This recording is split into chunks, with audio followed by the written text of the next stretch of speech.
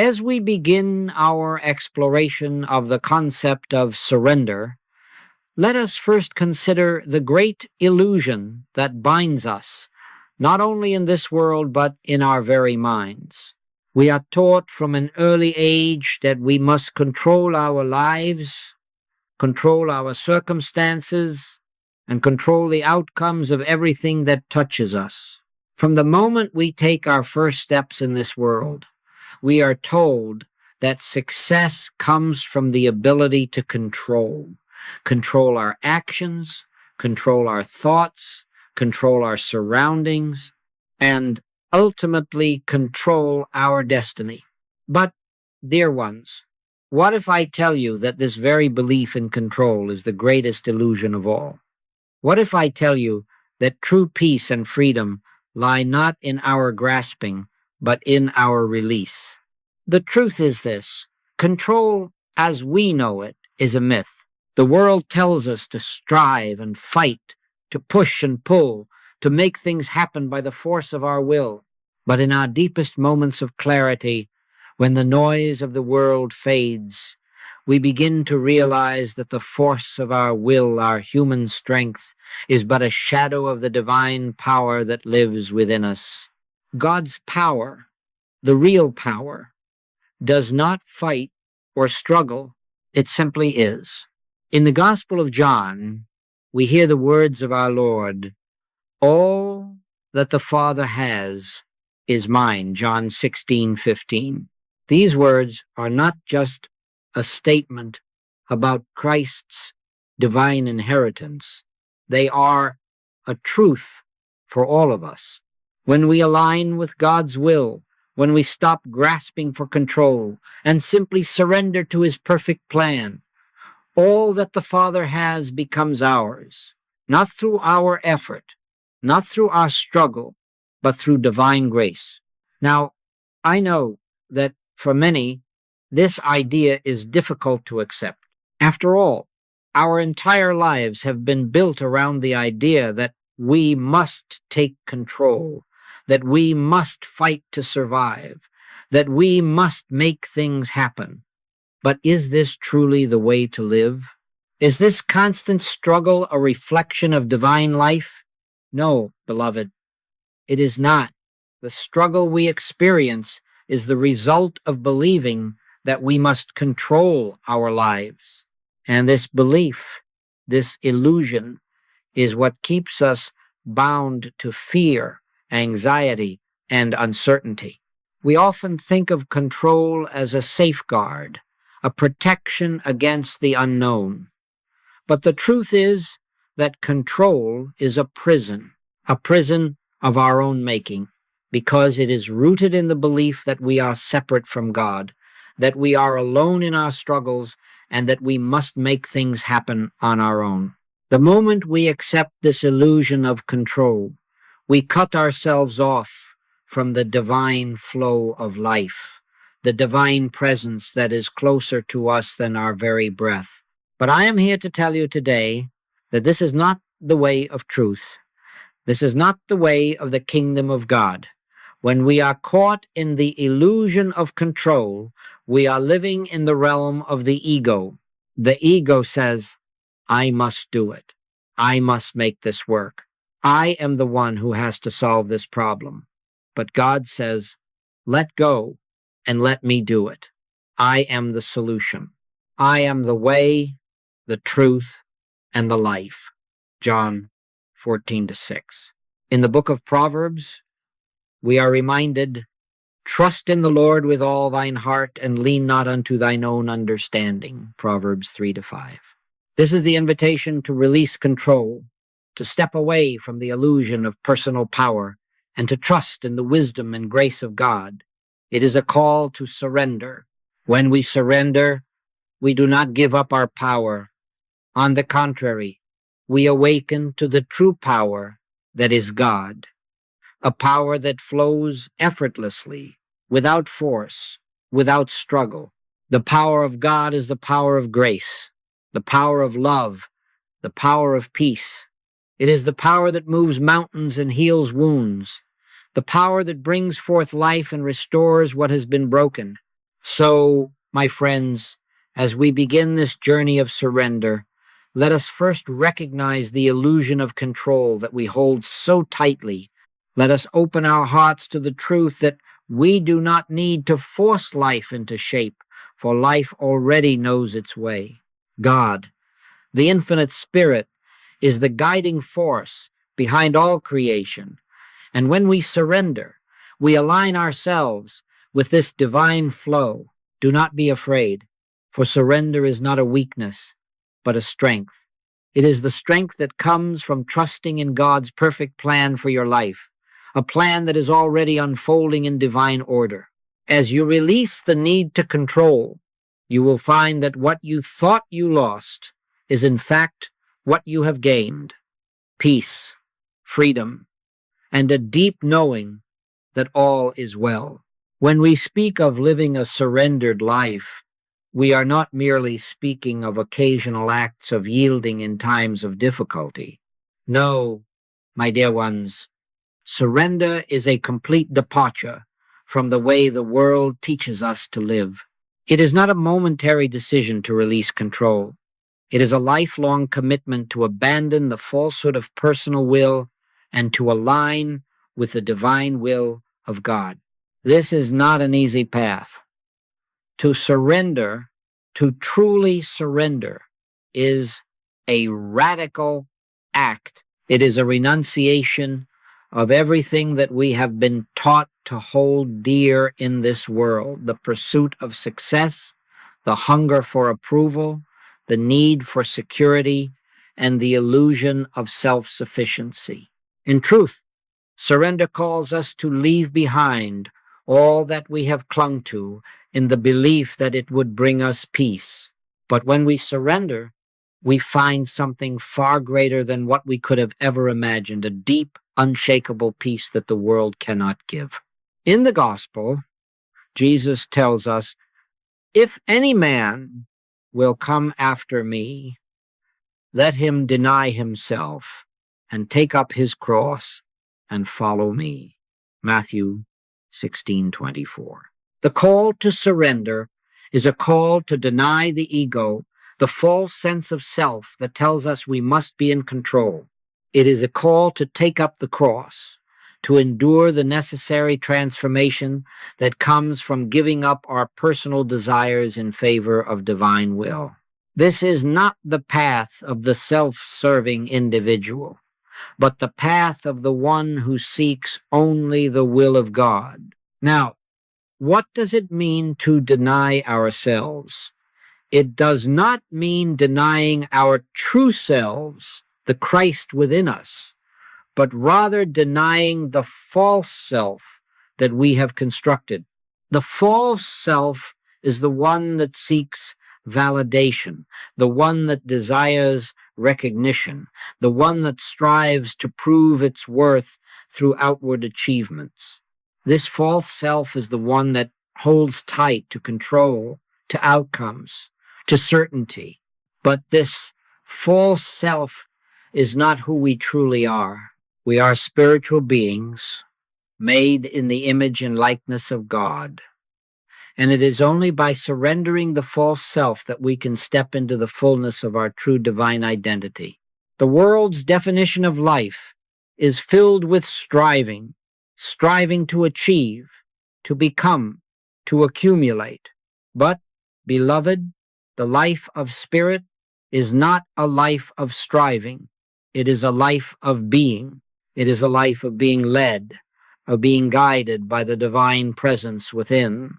And when we surrender, we stop striving and begin to be.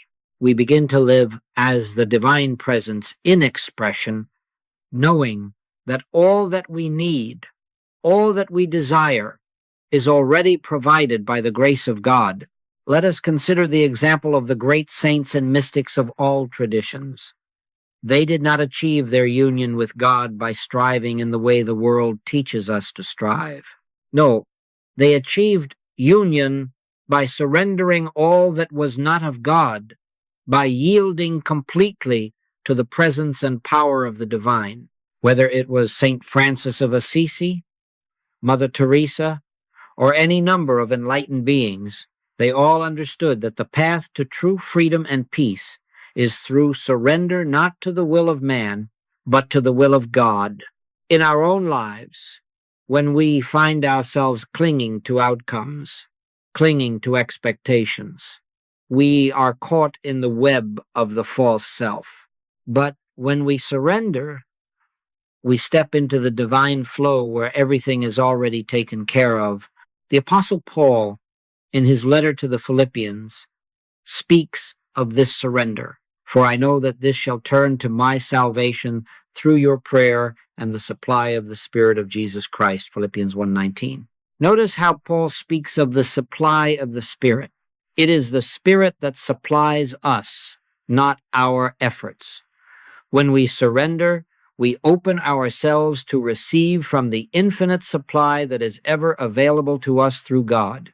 When we speak of the surrendered life, we are not talking about giving up our dreams or our desires. No, what we are called to surrender is the need for control, the need to make things happen in our own limited way. The surrendered life is a life of faith, a life of trust in God's perfect plan for us. And it is through this surrender that we experience the beauty of divine wisdom unfolding in our lives. We must also understand that surrender is not passive. It is not a resignation to fate or a giving up of all ambition. No, it is an active yielding to the guidance of the divine within us.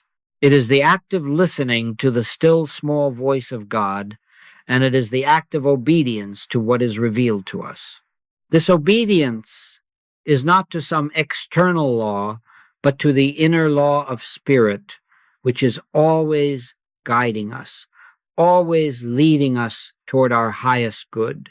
In the book of Psalms, we are told, "The steps of a good man are ordered by the Lord," Psalm 37-23. When we surrender, we acknowledge that our steps are ordered not by our own will, but by the divine will of God. This surrender of control opens the door for God's perfect plan to unfold in our lives. We no longer have to push or force things to happen. We simply follow step by step, knowing that each step is divinely guided. Now, this radical departure from the world's way of living is not something that happens overnight. It requires patience, trust, and daily practice. But as we begin to surrender, as we begin to let go of our need to control, we begin to experience the fruits of surrender: peace, joy, clarity, and a deep sense of connection with the divine.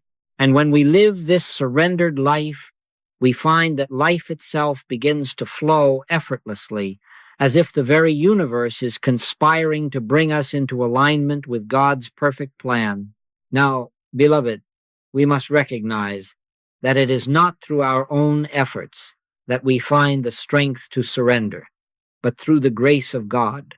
When we speak of surrender, we are not speaking of surrendering to weakness, nor are we speaking of surrendering to a force beyond our control. We are speaking of surrendering to the divine grace that is always present, always available, and always working within us. Grace is the divine influence upon our hearts, the unmerited favor of God that flows freely to all who will receive it. Grace, dear friends, is the power behind the act of surrender. It is the energy that moves us from striving to peace, from fear to trust, and from confusion to clarity. Grace is not something we earn. It is something we receive.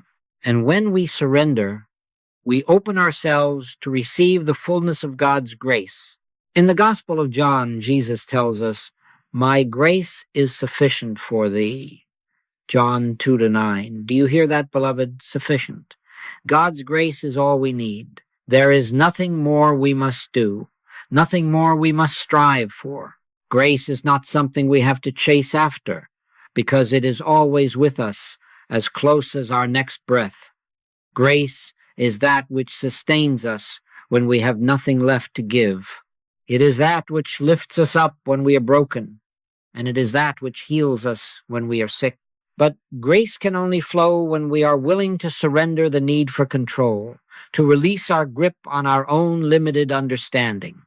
Grace flows freely in the space of surrender.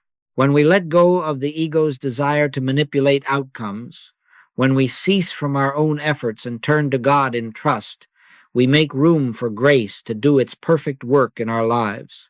St. Paul speaks to us of this grace in his second letter to the Corinthians, where he says, "But he said to me, 'My grace is sufficient for you, for my power is made perfect in weakness.'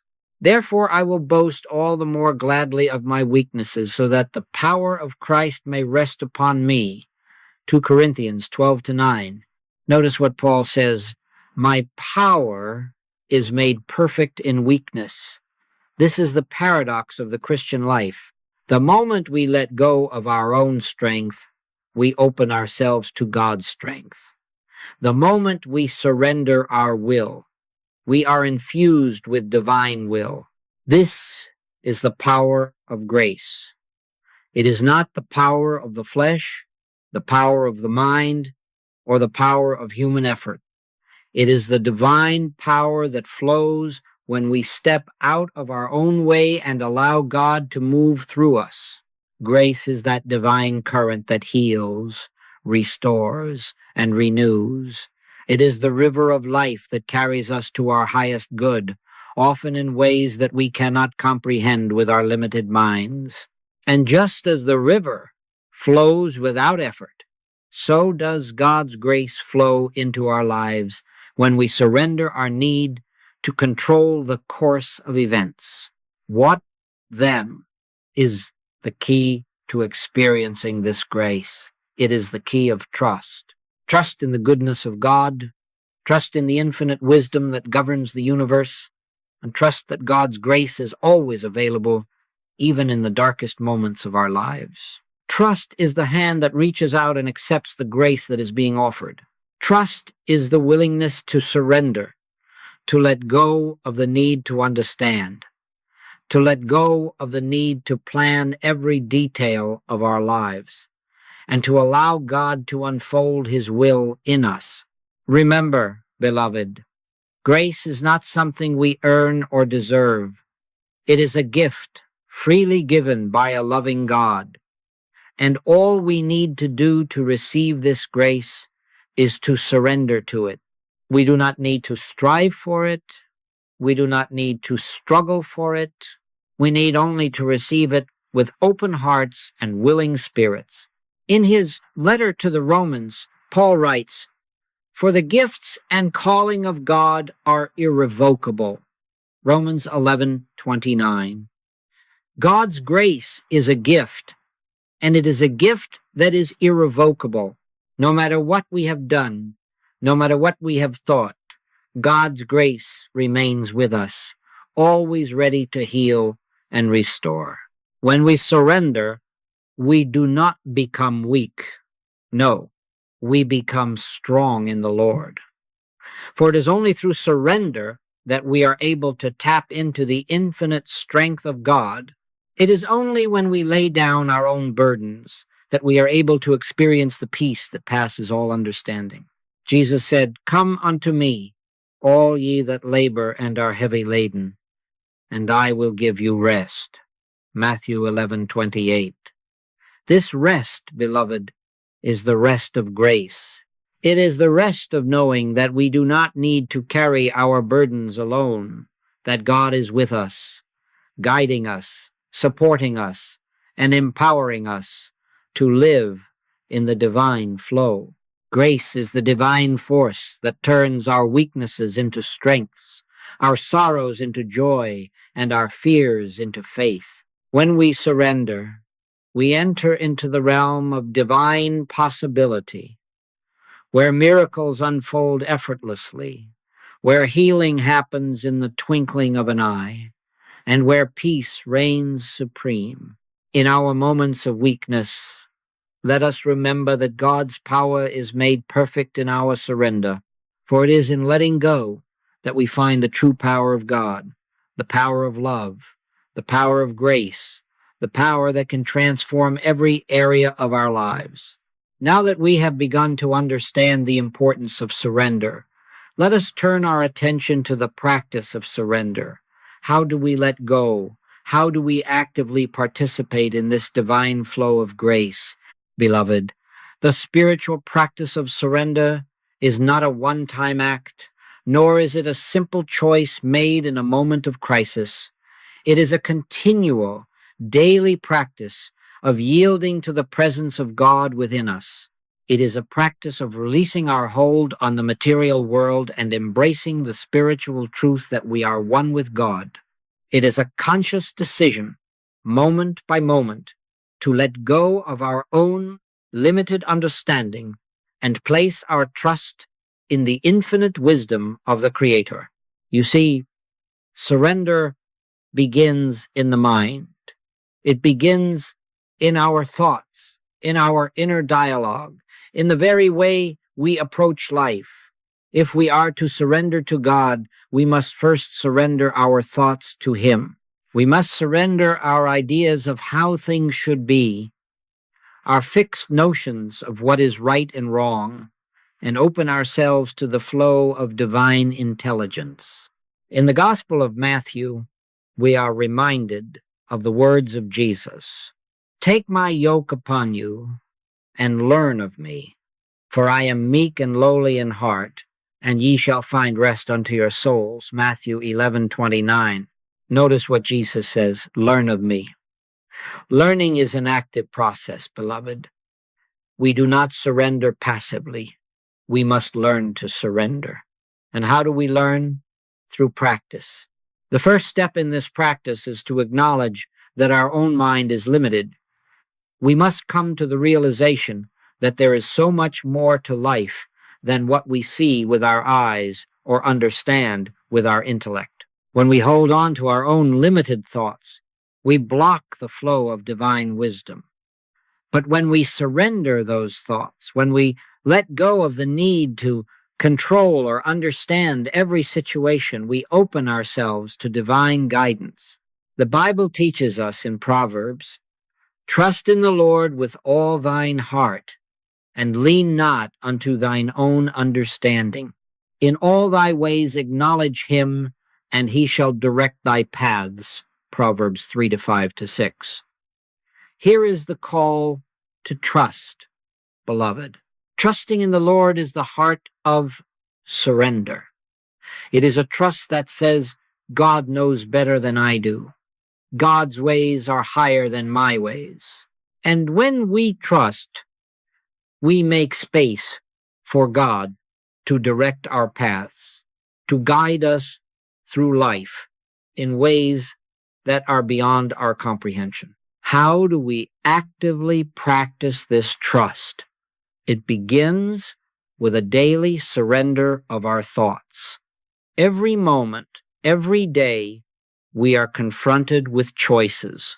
Will we trust in God's guidance, or will we cling to our own understanding? Will we surrender to His wisdom, or will we insist on controlling every aspect of our lives? The first step in the practice of surrender, therefore, is to quiet the mind. In the stillness of the mind, we can hear God's voice. When the mind is busy and cluttered, when we are constantly reacting to external circumstances, we cannot hear the still, small voice of the divine. But when we surrender our thoughts to God, when we enter into a state of inner silence, we are able to listen to His guidance. Jesus, in His wisdom, said, "But when ye pray, use not vain repetitions as the heathen do, for they think that they shall be heard for their much speaking. Be not ye therefore like unto them, for your Father knoweth what things ye have need of before ye ask Him." Matthew 6:7-8.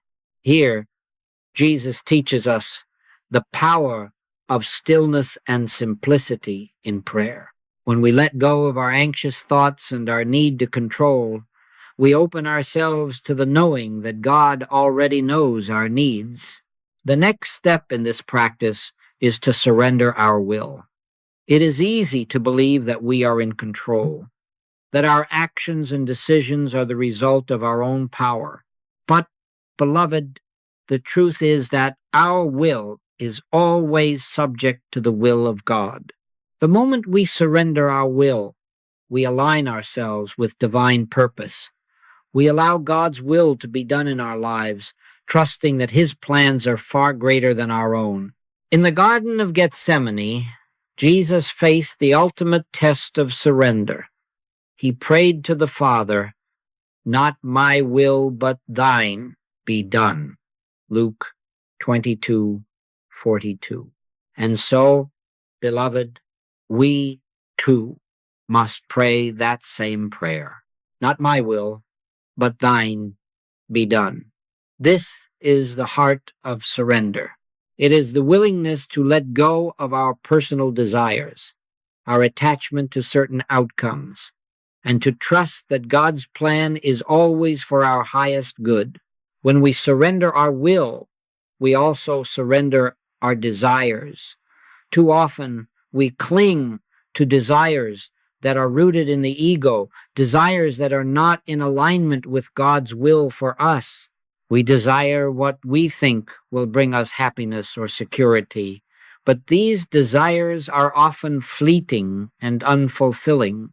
True happiness and security come not from the fulfillment of selfish desires, but from the surrender of those desires to the divine will.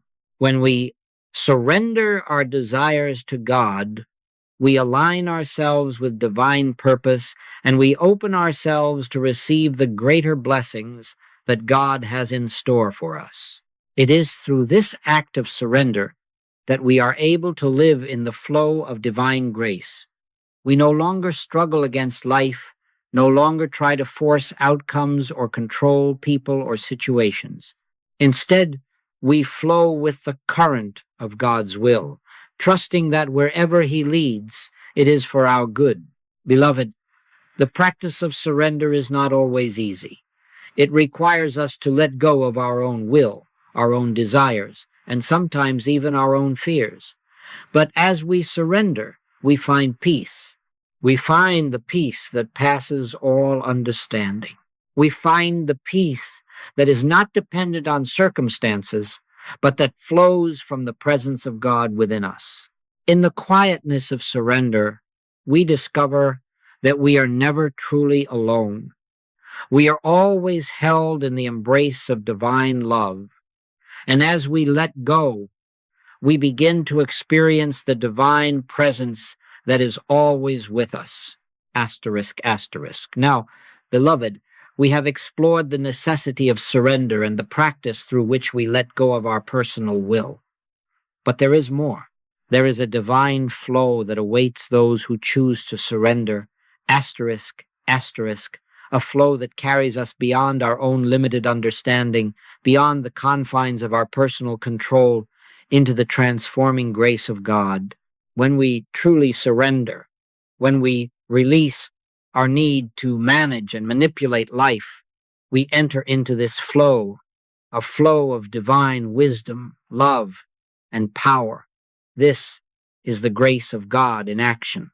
It is not something we can manufacture or manipulate through our own efforts.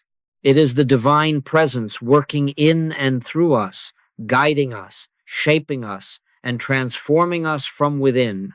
We have spoken of surrendering our thoughts, our will, our desires. Now, let us look at the great gift that comes with this surrender, the experience of divine transformation.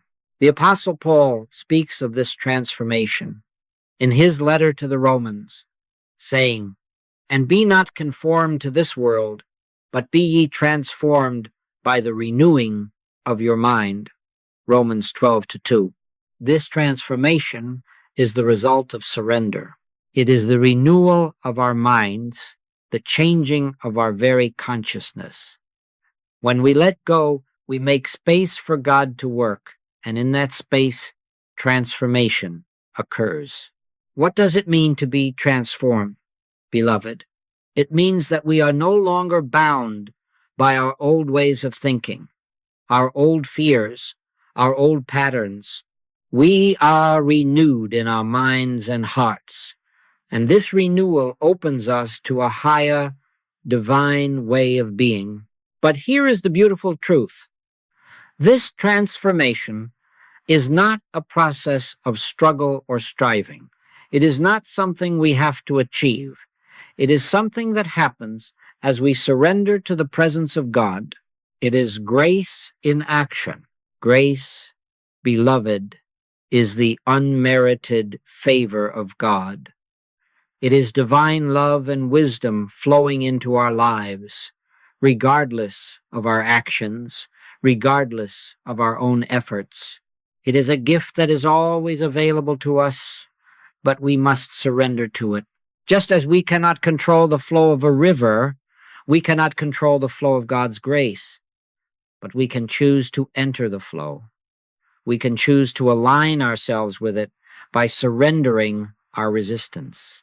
In the Gospel of John, Jesus speaks of this flow of grace when he says, "He that believeth on me, as the Scripture hath said, out of his belly shall flow rivers of living water." John 7:38. These rivers of living water are the grace of God, the very essence of divine life flowing through us, bringing peace, healing, and wisdom.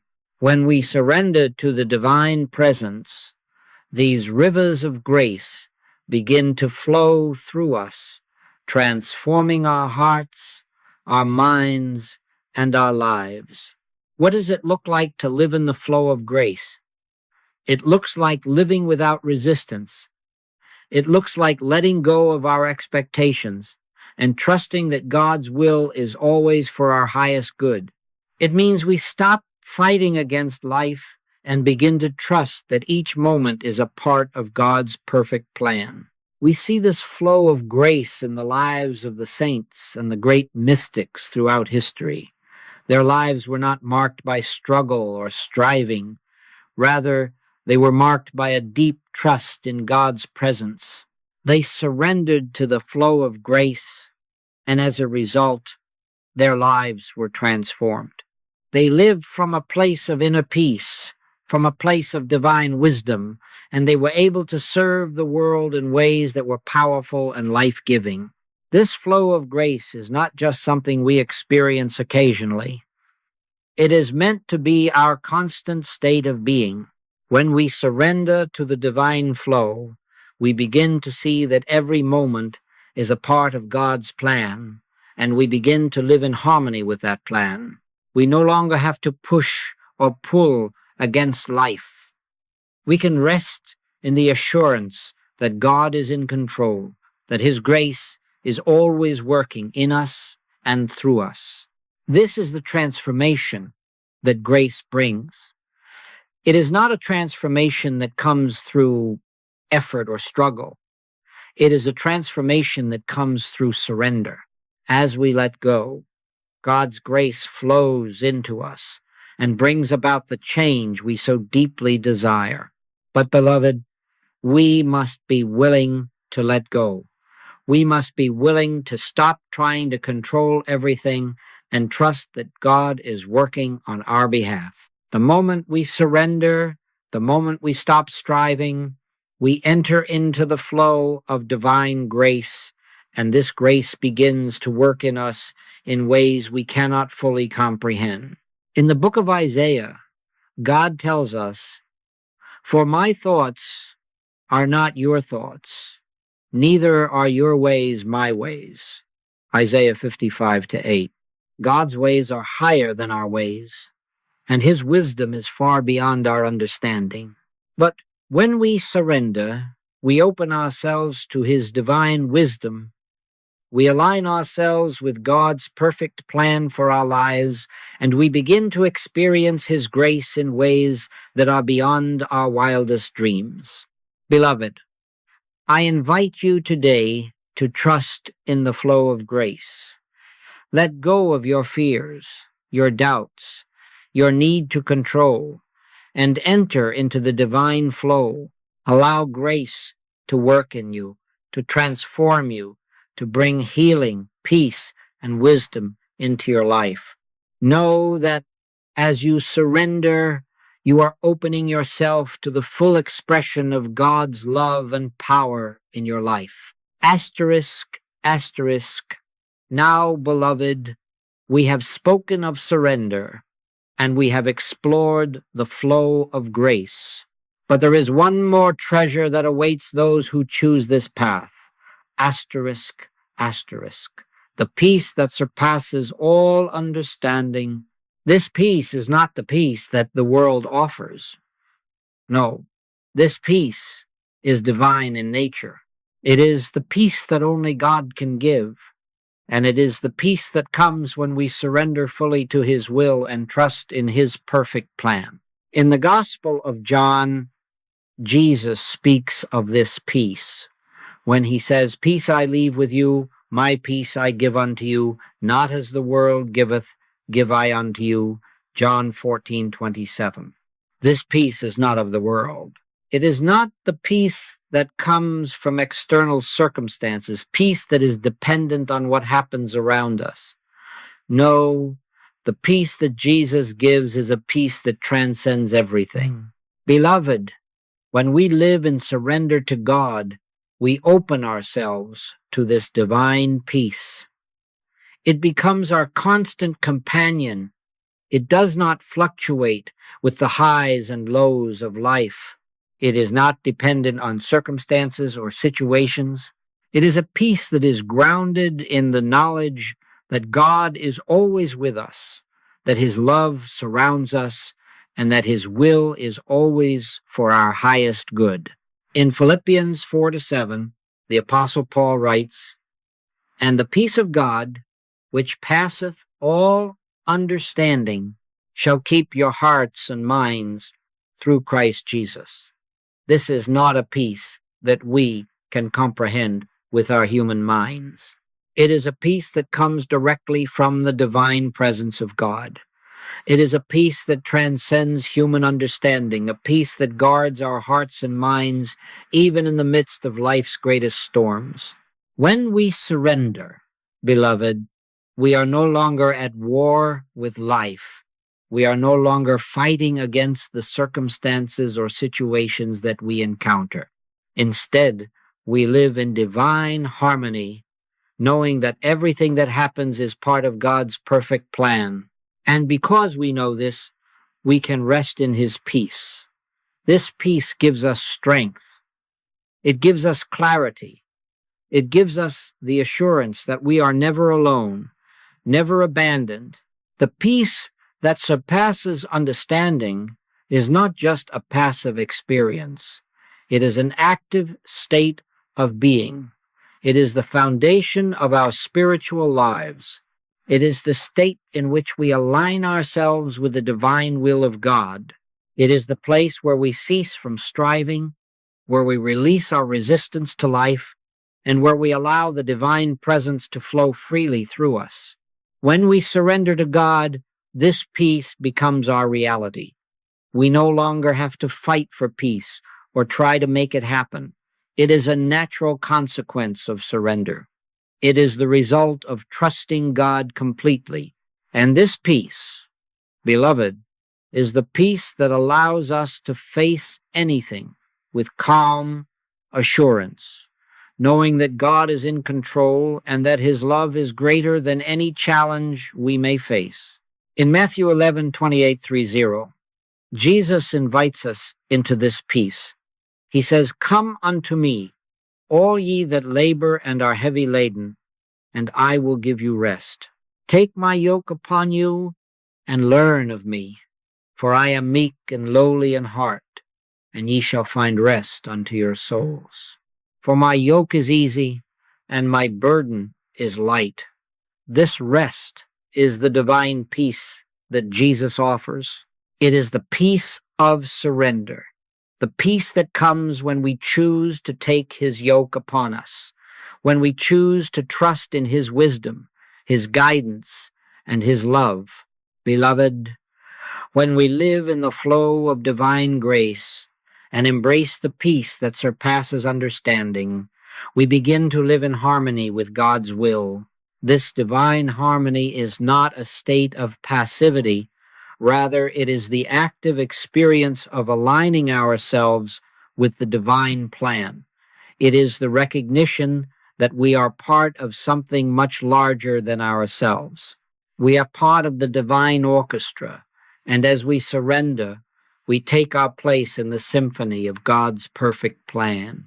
This divine harmony means that we are no longer at odds with ourselves or with others. We cease to fight against life. Instead, we embrace life with open arms, knowing that God is guiding us every step of the way. And as we surrender to God's will, we begin to see that every moment, every encounter, and every challenge is an opportunity to experience His divine peace. There is a beautiful scripture in the book of Isaiah that says, "Thou wilt keep him in perfect peace, whose mind is stayed on Thee because he trusteth in Thee." Isaiah 26:3. This is the key to living in divine harmony. When we keep our mind stayed on God, when we trust in Him completely, we are kept in perfect peace. This peace is not dependent on our circumstances. It is not dependent on what is happening in the world around us. It is a peace that comes from the divine presence within us. This peace is not fleeting. It is not temporary. It is eternal, and it is always available to us. When we surrender to God, we step into this peace, and we begin to live from a place of deep inner harmony. We no longer strive or struggle. We flow with life, knowing that God is always with us, always guiding us, and always loving us. Living in the peace of God is the most powerful way to live. It is the peace that guards our hearts, that sustains us in times of trouble, and that fills our lives with love, joy, and purpose. It is the peace that transforms our lives, that heals us, and that leads us into the fullness of God's will. Now, beloved, we come to an essential aspect of the spiritual journey, the practice of continuous surrender. Surrender is not a one-time act, but a way of life. It is the constant, ongoing act of aligning ourselves with God's will day in and day out. It is the living, breathing expression of our trust in the divine plan, and it is how we maintain a continuous connection with the divine presence. We must understand that spiritual life is not a sprint, but a marathon. We do not arrive at a place of total surrender and stay there permanently without effort. No, the nature of the spiritual journey requires that we continually return to God, continually surrender to His will, and continually seek His guidance in every moment. The Apostle Paul, in Romans 12:1, calls us to a living surrender. "I beseech you, therefore, brethren, by the mercies of God, that ye present your bodies a living sacrifice, holy, acceptable unto God, which is your reasonable service." This is a continual offering. We are to present ourselves daily, hour by hour, as living sacrifices to God. Our bodies, our minds, our very lives are not our own. They are the instruments through which God expresses Himself. Beloved, we live in a world that constantly pulls us in different directions. We face distractions, temptations, and the never-ending demands of the material world. It is easy to become caught up in the rush of life and forget the stillness of surrender. Yet, it is precisely in this chaos that we must remain connected to the source. We must be mindful, always returning to the presence of God, surrendering each moment to His guidance. In John 15:5, Jesus reminds us of the necessity of this connection. I am the vine, ye are the branches. He that abideth in me, and I in him, the same bringeth forth much fruit. For without me ye can do nothing. We must continually abide in him. The moment we sever our connection with the vine, we begin to wither. This is why continuous surrender is necessary, because it keeps us connected to the life-giving source. And it is in this connection that we find the strength to live out God's will. To practice continuous surrender, we must first cultivate the awareness of God's presence in every moment. This means being mindful of his guidance, being aware of his direction, even in the simplest of tasks. Whether we are working, eating, walking, or resting, we must train ourselves to seek his presence and his will in everything we do. It is not just about big decisions, but about every moment, every breath, every thought. The practice of surrender is also the practice of quieting the mind. We live in a world that bombards us with noise, external noise and internal noise. The external noise comes from the voices of others, from the media, from the endless stream of distractions. The internal noise is the chatter of the mind, our worries, our fears, our desires, and our doubts. In the midst of all this noise, we must learn to still our hearts and minds, to return to the place of peace, where we can listen to the still, small voice of God. In Psalm 46:10, God speaks to us, "Be still and know that I am God." It is in the stillness that we experience his presence. It is in the stillness that we hear his voice, guiding us, reassuring us, and leading us. But this stillness does not happen by accident. We must actively cultivate it through prayer, through meditation, and through the conscious effort to turn our attention away from the distractions of the world and toward the divine. When we begin to practice continuous surrender, we find that our lives are no longer ruled by the whims of our own will. Instead, they are governed by God's divine purpose. This is a liberating experience. No longer do we have to struggle to control every aspect of our lives. Instead, we surrender control and allow God to direct our steps. We trust that his plan is always better than our own, and that his timing is perfect. We learn to wait upon the Lord, knowing that he is always at work, even when we cannot see the results. The challenge, beloved, is that we must do this daily. This is not a one-time decision, but a daily practice. Every day we must choose surrender, and every day we must return to the stillness and presence of God. But the more we practice surrender, the easier it becomes.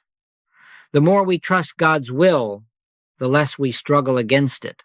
The more we surrender, the more we experience the freedom that comes from living in alignment with the divine. And when we do this, beloved, we are no longer living for ourselves. We are living for God's glory. Our lives become a continuous offering, a living sacrifice, holy and acceptable to him. And in this surrender, we find the deepest fulfillment, for there is no greater joy than to know that we are living in accordance with God's will. Now, beloved, we turn to a profound truth that many of us have yet to fully embrace: the flow of divine grace. Divine grace is the unearned, unmerited favor of God, a gift that we do not have to strive for or work to obtain. It is God's grace that provides for us in every circumstance, meeting our every need, guiding our every step, and blessing us with the abundance of his love, peace, and provision. But how do we enter into this flow, beloved? How do we experience the fullness of God's grace in our lives? The answer is simple yet profound. We must surrender fully to God's will. When we surrender, We open ourselves to receive the flow of divine grace that is already present in our lives. We align ourselves with God's plan, and in doing so, we allow His abundant provision to flow freely to us.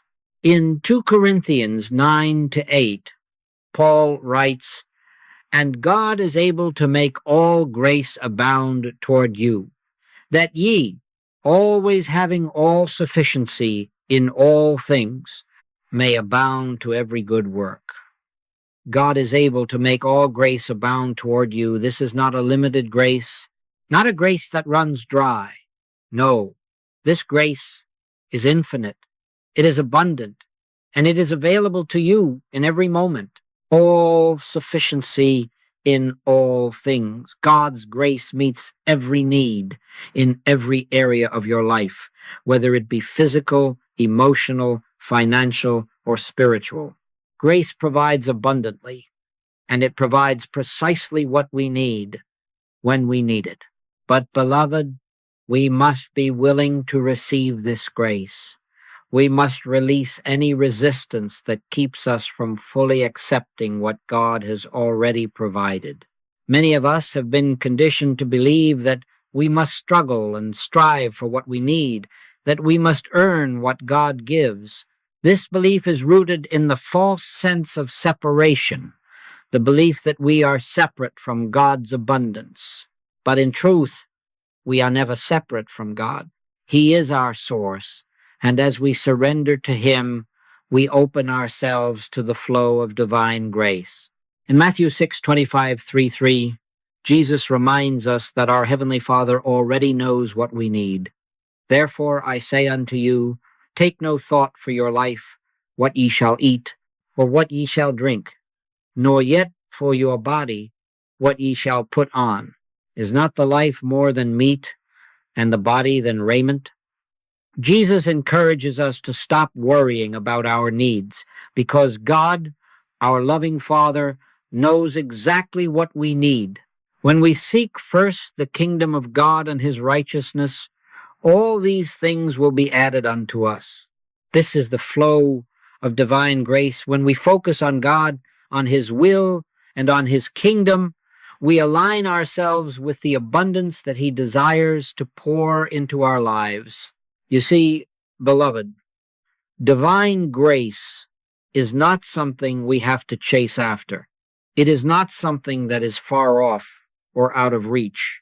Grace is already present. It is within us, it is around us, and it is always available to us. The key is to open ourselves to it. The key is to let go of our fears, our doubts, and our resistance to God's provision. When we surrender, when we trust, when we release our need to control, we enter into the flow of divine grace, and it begins to work in us, through us, and for us. This flow of divine grace is not just about receiving what we need. It is also about being channels of grace to others. As we experience God's abundance, we are called to share that abundance with the world. The more we give, the more we receive. In Luke 6:38, Jesus says, "Give, and it shall be given unto you. Good measure, pressed down and shaken together, and running over, shall men give into your bosom." Grace flows freely, and as we allow it to flow to us, it must also flow through us. We are blessed to be a blessing. Living in the flow of divine grace means living in the consciousness of abundance, not lack. It means recognizing that we are surrounded by God's provision in every area of life. There is no lack in God. There is no shortage. There is no poverty of spirit, mind, or body in God. Everything we need for life and godliness is already provided. 2 Peter 1-3. And as we surrender to Him, we align ourselves with this abundance, and we begin to experience the fullness of life that He has promised. When we live in the flow of grace, We no longer struggle. We no longer strive to make things happen in our own strength. Instead, we surrender, we trust, and we allow God to provide for us, to guide us, and to bless us in ways we could never have imagined. This is the beauty of divine grace. It meets us exactly where we are, and it leads us into the fullness of God's plan for our lives. In Romans 8:32, Paul writes, "He that spared not his own son, but delivered him up for us all, how shall he not with him also freely give us all things?" God has already given us everything we need. His grace is freely available, and it is ours for the taking. When we surrender to God's will, we open ourselves to receive the infinite supply that is already ours. And in this flow of grace, we find that all our needs are met not because of anything we have done, but because of God's great love and his divine provision. Beloved, we have already touched upon the truth that God's grace is abundant. But let us now dive deeper into this sacred mystery. The abundance of God is not merely for a select few, it is for all who are willing to receive it. God's blessings overflow in every area of our lives, not just in material things, but in the richness of spirit, the peace that passes all understanding, and the joy that fills our hearts. Jesus tells us in John 10:10, "I am come that they might have life, and that they might have it more abundantly." This is God's will for us to experience abundant life. This abundant life is not just about surviving, but thriving. It is not about merely existing, but about living in the fullness of God's presence, his love, and his power. It is a life of overflow, where we do not lack, where we are not in want, but where we are filled to the brim with the richness of God's blessings. But, beloved, we must understand this abundance is not measured by the things we have in this world. It is not about material wealth or possessions. True abundance is the fullness of life in God, and this fullness is spiritual. It is the peace that fills our hearts when we know that we are one with God. It is the joy that comes from living in harmony with his will. It is the deep, unshakable knowing that God is our source, and in him we lack nothing. In Psalm 23, David declares, "The Lord is my shepherd, I shall not want." Asterisk, asterisk. When God is our shepherd, when we are surrendered to him, we shall not want. We shall not lack. This is the abundance of which we speak. The abundance of God's provision, where every need is met according to his riches and glory, Philippians 4:19. The Lord will provide for us in every circumstance, and we need not worry about tomorrow, for he has already gone before us. Living the abundant life means living in constant awareness of God's provision and living in alignment with his divine purpose for us. It means trusting that as we seek first his kingdom, all other things will be added unto us. It means living from the consciousness that there is always more than enough in God, that God is not a God of scarcity, but of infinite abundance. He is the source of all things, and as we align with him, we tap into the unlimited supply that he offers. But, beloved, the abundant life requires us to surrender. We cannot live in the overflow of God's blessings while still clinging to the false belief that we must do everything ourselves. God's abundance cannot flow into a life that is closed off by fear, doubt, and control. We must surrender our need to control, to force, to strive, and instead we must trust that God will provide. God will lead us. He will guide us. He will open doors that no man can shut, and he will pour out his blessings upon us. In Matthew 6:25-3, Jesus speaks directly to this truth. He tells us not to worry about what we will eat, drink, or wear. Why? Because God already knows our needs. The God who feeds the birds of the air and clothes the lilies of the field is the same God who will provide for us. This is the key to living in the overflow of God's blessings. We must surrender our worries, our fears, and our doubts, and instead trust in the abundance of God's provision. We must seek first His kingdom, and in doing so, we find that all that we need is already taken care of. The abundant life is not a life of hoarding or grasping for more, but rather a life of giving, sharing, and overflowing with the blessings of God. It is a life of generosity, where we are able to freely give to others, knowing that God's supply will never run out. When we live with an open heart, an open hand, and an open mind, we begin to experience the true meaning of abundance, not just for ourselves, but for the world around us. In 2 Corinthians 9-8, we read, "And God is able to make all grace abound toward you, that ye, always having all sufficiency in all things, may abound to every good work." God has more than enough to meet every need, and He desires that we, too, experience that overflow.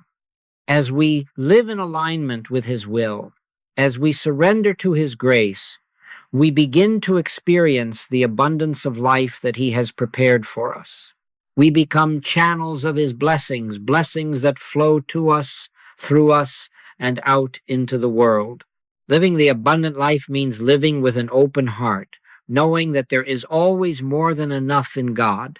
It means trusting that we are not dependent on the world's systems, on our own abilities, or on the fickleness of circumstances. No, we are dependent on God, and in Him we have everything we need. The abundant life is the life that flows from God's provision, from His presence, and from His love. Abundance is not about having everything we want, but about realizing that we already have everything we need in God. When we surrender fully to Him, we open ourselves to experience the fullness of His blessings in our lives, a life of peace, joy, love, and purpose. This is the abundant life that Jesus came to give us, not just life, but life more abundantly. And so, beloved, let us open our hearts to the abundance that God has prepared for us. Let us surrender to His will, trusting that He will provide for us in every area of our lives. Let us live in the flow of His grace, knowing that there is always more than enough in Him.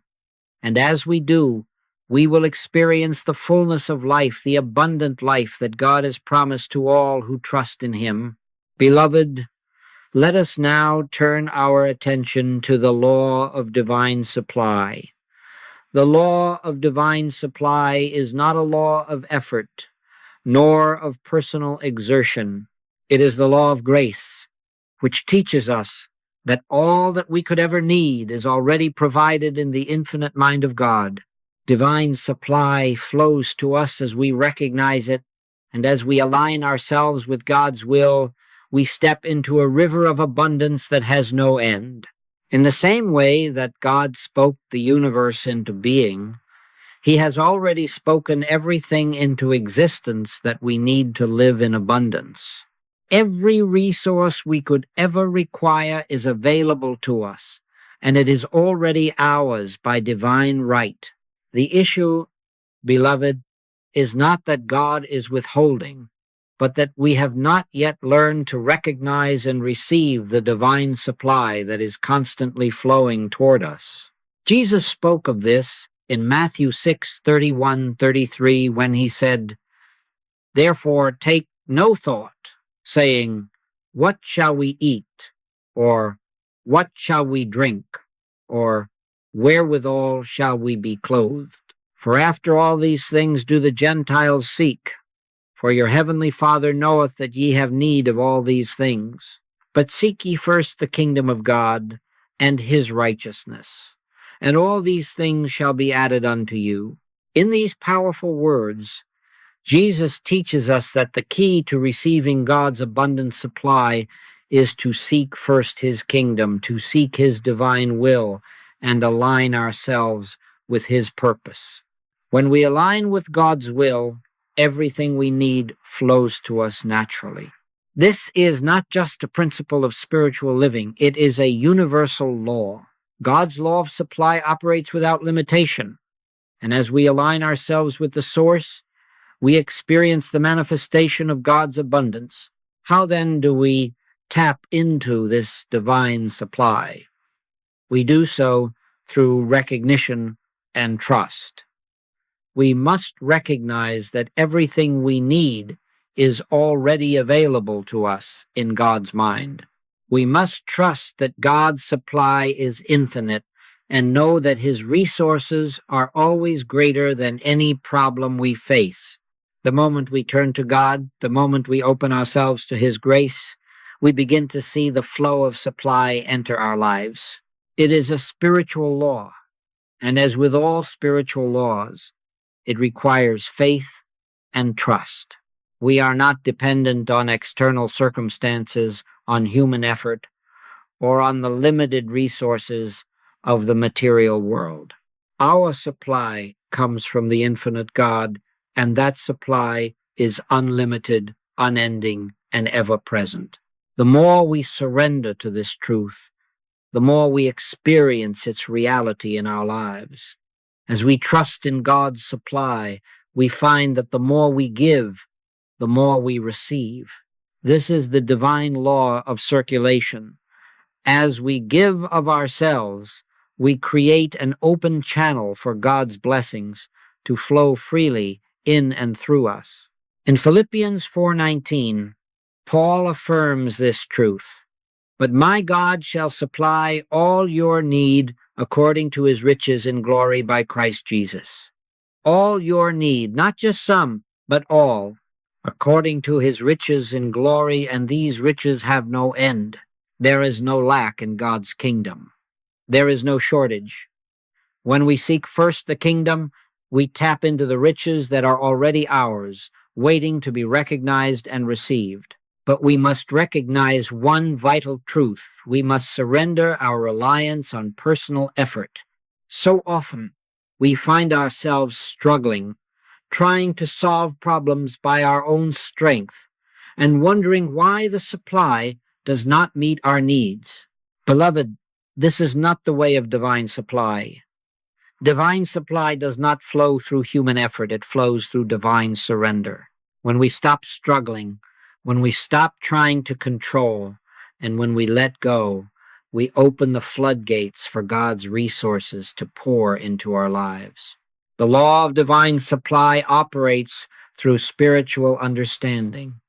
It is when we understand that we are not separate from God's supply, that we are one with his divine abundance, that we begin to receive. In the spiritual realm, there is no such thing as scarcity. All supply is infinite, and as we align ourselves with the truth of our oneness with God, we unlock the divine resources that are already in place. This law of supply is not just about material things. Yes, it encompasses our material needs, our food, clothing, shelter, and all physical provision, but it is so much more than that. Divine supply extends to our spiritual, emotional, and mental needs. God provides for us in every area of life. He gives us wisdom, peace, love, joy, and understanding. There is no lack in the spiritual realm, and as we tune in to God's infinite supply, we receive everything we need for our well-being. We must, beloved, come to the place where we expect God's provision. We must stop living as if we are without, as if we are lacking, and start living from the truth of our abundance in God.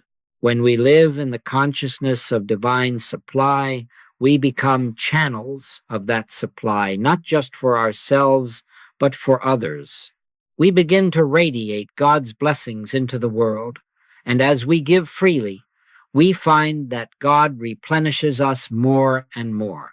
Let us remember, beloved, that God is always with us, and as we seek first his kingdom, we find that his supply is ever present, ever available, and always more than sufficient.